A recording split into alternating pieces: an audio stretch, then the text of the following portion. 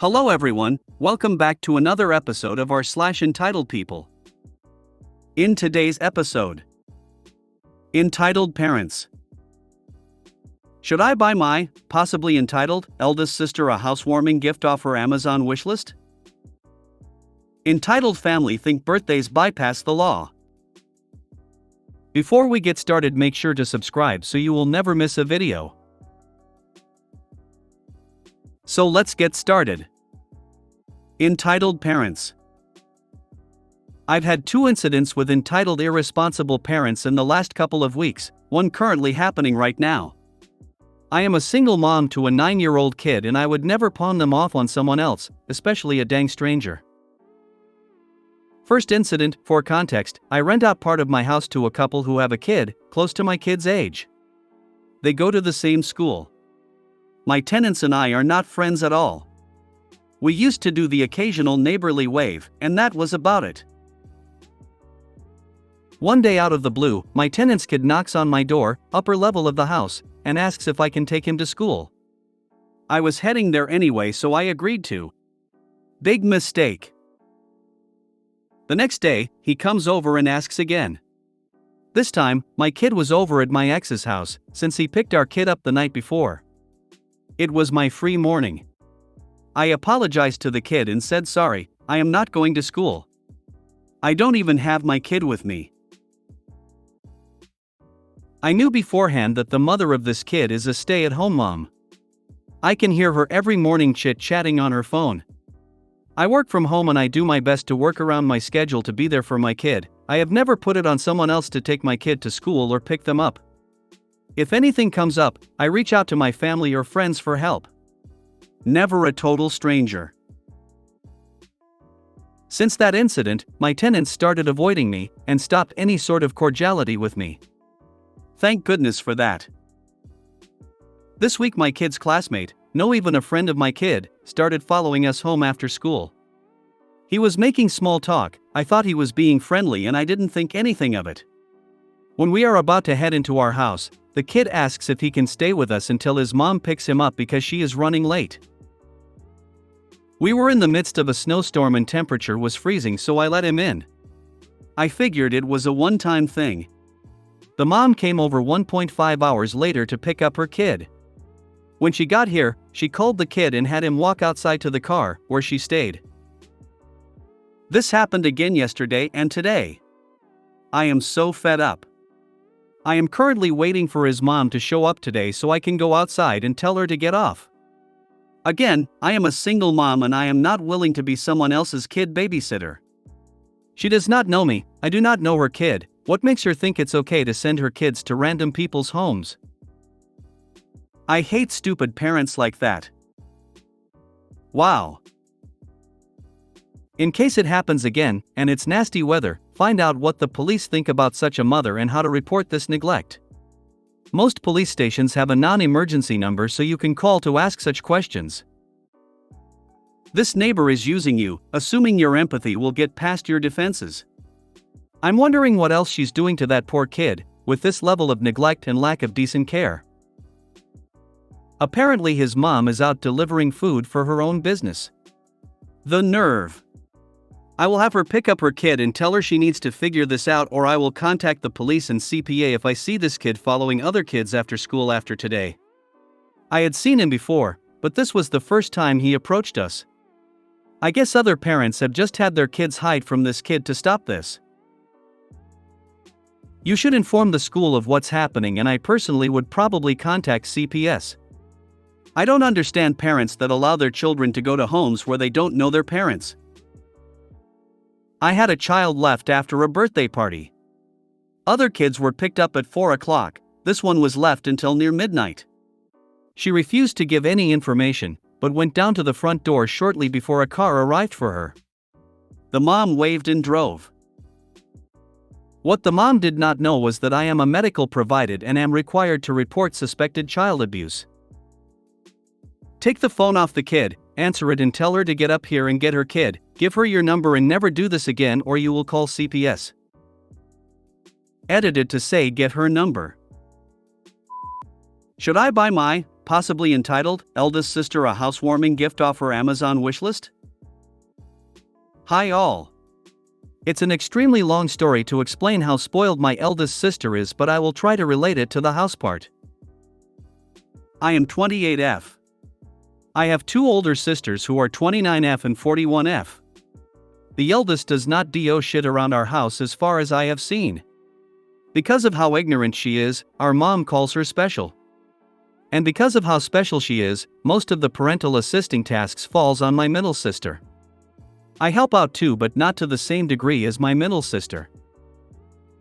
It has gotten to the point that my middle sister has broken down several times to help our parents. The eldest says she can't because she has kids. I mean, I do too, but have never used that excuse to not help out. My middle sister is the only one that does not have kids, and makes more than us. But ironically, she does not feel free to live out her life. My personal situation, I was so sick of my mother's abuse that I cut contact with her. I comfort my middle sister on the side and help her with financial stuff. I even ask her to just let everyone go, but she is not ready to cut contact like me. Which is fine, I'll still be there for her until she is ready. We both agree our mother is heavily destructive and toxic, and my middle sister chooses to help out still. She has lost over 20K to helping our parents. We have both talked, and she has been growing resentment against our eldest sister because since she is so special, it's okay for her not to help out. Our eldest sister, although there is a huge age gap between us and I don't know half her life. I don't think she has ever been independent before. Someone has always taken care of her, whether it is her BFS or parents or friends. She then became pregnant and lived back and forth between our parents' house and her in-laws' house. Both my middle sister and I have moved out and bought our own house eventually, and she laughed at our houses and never congratulated us. This month, she has finally closed on a house. I was happy for her. But my middle sister has been sour still. She told me recently that she shamed a friend for showing off that he has a house. Now that she has one, she went full on out bragging. To me, bragging about these things are fine, but now it has occurred to me that she doesn't celebrate others and only criticize them. And this became true to me weeks later. She now shames her brother-in-law, whom she lived with for the past 3 years as she house-hopped between parents, for never getting a house. It shocked me that someone who used to be in the same exact situation couldn't have empathy for another person going through the same. I started to feel awkward, and now she sent us an Amazon wishlist for her house. She then messaged, "Just letting you know you don't have to buy anything for us." Which is a red flag to me in general. One thing I know about my sister is that she has always been passive-aggressive when it comes to gift giving. She has used that phrase so many times and then hold it against you years later for never getting her things on so and so holidays, so I have come to learn that this phrase means she expects me to get a gift. Sorry for the long post. If I should get her a gift because I'm afraid it'll enable her spoiled/entitled behavior. My middle sister has built so much resentment, she said this time she will not get a gift for her, especially after laughing at how bad our houses were. Plus she didn't even close her own house, her BF did all the work and house hunting. Not surprising. Should I or should I not? I would say remind me what you got me when I brought my house, then match that. Get her the same thing she got you when you bought your house. Yup. Lots of negative comments on her new home, then followed up with, "So how does that feel?" A bit petty, I know, but nothing wrong with a last dig before going full non-contact. Maybe get her a book on etiquette. I am going to recommend a subreddit called Raised by Narcissists. I think you will find some good understanding of your family dynamics there. Entitled family think birthdays bypass the law. It's been a few days since this happened, so I'm going to share what I know about this incident. No names are really necessary for this, as it's just me talking about something, honestly kind of dumb.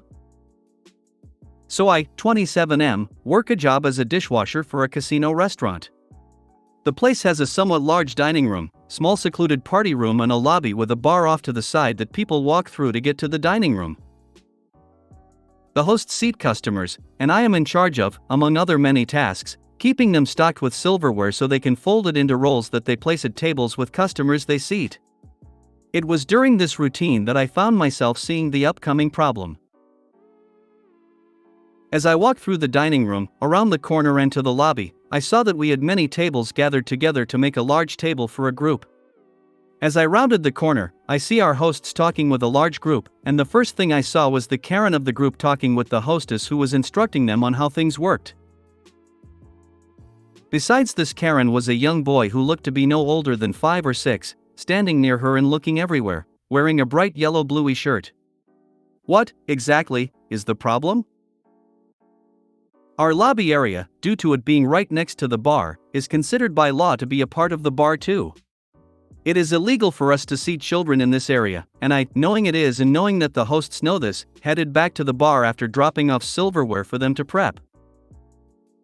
At the bar, the currently scheduled head chef was busy with something, and I caught him as he was about to head back inside the kitchen. In my mind, I figured that the family would have to be seated in the dining room area for the sake of the child, so I told him about them because he could get a head start on getting some servers to move tables around inside.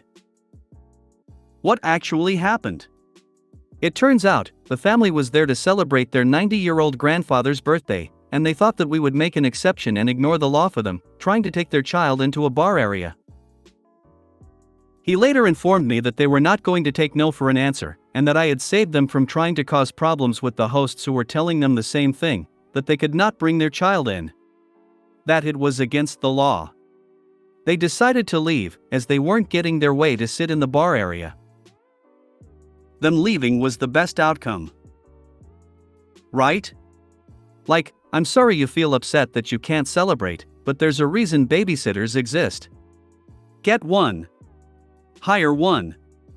Go celebrate with your grandfather that way. Don't be stupid and think the world revolves around you for a day because he's reached the 90s like the Queen of England did. Please, just think ahead better. Sad that Karen didn't end up in the casino where I work at. I would love to be the one to tell her that no, the kid can't be in the bar, or on the gaming floor for any reason. Pisses them off every time. If you made it to the end of the video, thanks for watching. Don't forget to like, subscribe and share, and we will see you in the next video.